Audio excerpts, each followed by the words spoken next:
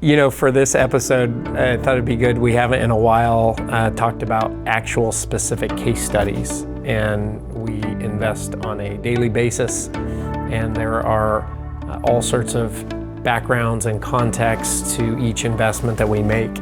And it'd be great to spend a little bit of time deep diving on one of those investments. And the one I'm thinking of in particular is the Lofts in Fresno, which is one that we purchased about a year ago. The Lofts at Stadium Square, formerly called The Victor. So we've got a rebranding. I like it. Well, let's start by talking a little bit about how we sourced and found the deal, because it's always an interesting process. Sure. Well, it took about a year to buy the property. I'd say it took a year from first hearing about it to close. It came on the market. A syndication group out of Washington had owned it, and their model was to take traditional multifamily and turn it into student housing. And this property, 232 units, is across from Fresno State University, across from the stadium. So there's other student housing in the area, but their execution was not stellar. The great news is that they had put a significant amount of CapEx into the property. They'd improved the common areas, the pool, each unit had washer dryers already, which was excellent for the vintage. And so as we stepped into it, they had a $37 million appraisal, and that was their goal, get $37 million for it. And they did sort of a soft sell, I think, at 37, and then ended up coming to market at 35 million. And just it went into escrow and fell out. They weren't able to get the price that they wanted, and time elapsed. And in the meantime, they were in a negative cash flow situation. This is all as I recall it. Mm-hmm. But the point is that there was pressure on them to sell, and there was an opportunity for us to step in. Can we do a little sidebar there? How do we keep track of properties like that? You mentioned that we first heard about it a year prior, and then we ultimately transact a year later. How do we keep track of properties like that?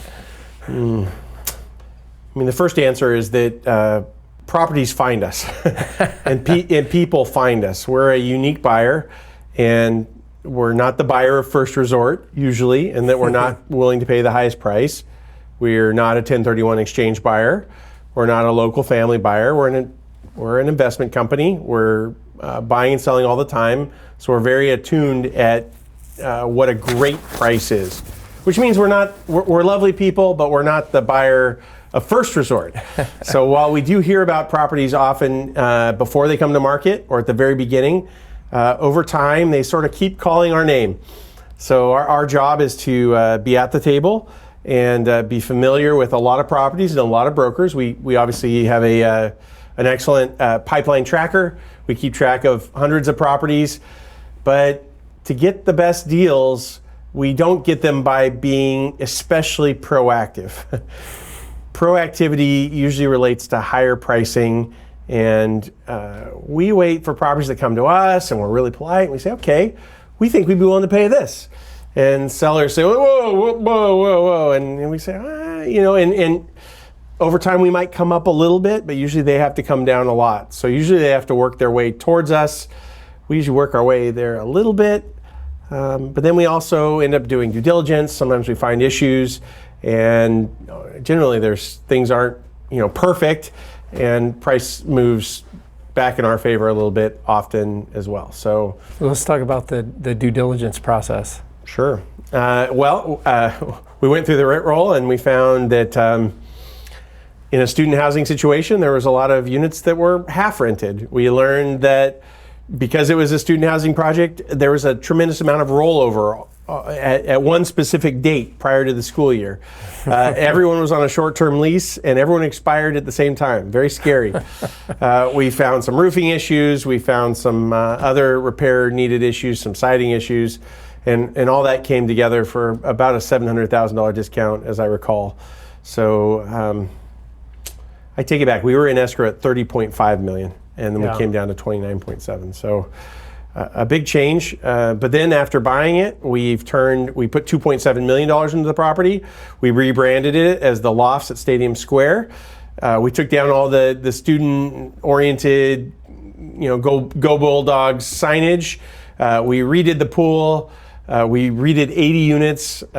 We redid the facade. We redid the signage, the landscaping, and it looks incredible. I was there a few days ago, and it's the best that this property could look. It's inviting. It feels sort of tropical, like you're in Florida. The pool is incredible. We were there with a customer, and he said, "Man, this looks like a resort pool."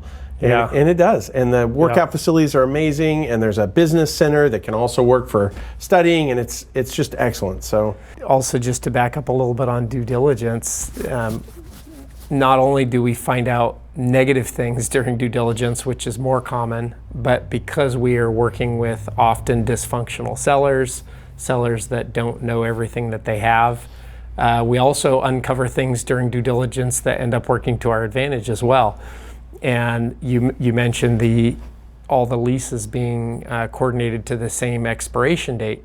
On the one hand, that's we underwrote that, but that also ends up being a challenge because you're navigating through negative cash flow as you have potentially large vacancies, and then you're working back through. But where we sit today is because we knew that going in, and we knew that was part of our business plan now. It allowed us to execute the business plan much swifter than had it been a more traditional where you have kind of constant lease rollover and you're working a 2, 3, or 4 year plan to get the rents up to market versus this very decisive moment that allowed us to execute the business plan a lot swifter. One other thing that came up in due diligence was insurance. I mean, that's a big problem in all parts of real estate right now. Yeah. But with the amount of vacancy and the way the property was, we had to take it to surplus lines, which meant insurance was going to be at $1,600 a door. It was an absolutely crazy amount. Upon turning the units and stabilizing the property, we were able to put it with our master policy and cut that in half. But that was a great negotiating tool while we were in diligence. So let's talk a little bit about execution. One of the things that we're most proud of is the team that we have that is there to execute on these properties. In this case, and in most cases, a lot of times the staff that is at the property is part of the problem, not because they are incompetent or bad people, but because they are reflecting the ownership of the property. And so we have the ability to go in and hire and screen and interview and make sure that team ultimately reflects Griseda Partners culture, Griseda Partners execution. Yeah. And the Lofts is just a shining example of that with Allison and her team. Yeah. Their ability to come in, and we knew going in that we were going to have large lease expirations come June 30th. We knew that would mean a lot of unit turns, but it would also mean the opportunity to bring a lot of units to market, but only if we can attack that like nobody's business. And I think the team there did a phenomenal job. Occupancy went all the way down to 60%, and we're back up to 84% as of today, and closing in on 90%. So yeah, it's been an incredible lift. I think they had 9 move-ins last week. Well, and I remember seeing on the reports the number of units that they were turning every single week during that period of time. Really phenomenal. And I think of, had we had to rely on a third-party property manager, that was part of the problem. Is it was a third-party property manager out of, even the property manager, the company wasn't based in Fresno, so they had very little tie to the property. This took a full court press. It took a company like ours. I think we were the only buyer. I think we're the only buyer that could do this. Yeah. And now that we've done it, it's incredible, and it's stabilized, and we're bringing it back to the market as a diversified, traditional multifamily asset with families living there, students living there, regular people living there, and not just the student population that wasn't gelling. Yeah. So what does that mean for a value creation standpoint? We recently had an opinion of value from the most experienced broker in that market, and he recommended listing it at $43 million. So it's only been 12, 14 months, but bought it at 29.7, going to market somewhere near 43 million. I mean, that makes it one of the best investments we've made. So certainly we're standing in a good spot. The property cash flows really well now that it's released, the rents are up, we filled in the vacancy that was existing there. The property's in incredible shape. It's beautiful. The pool area is amazing. I mean, it's very livable. So we stand in a great spot of both cash flow and upside created. The move from the Victor to the Lofts at Stadium Square. Let's do this about 100 more times.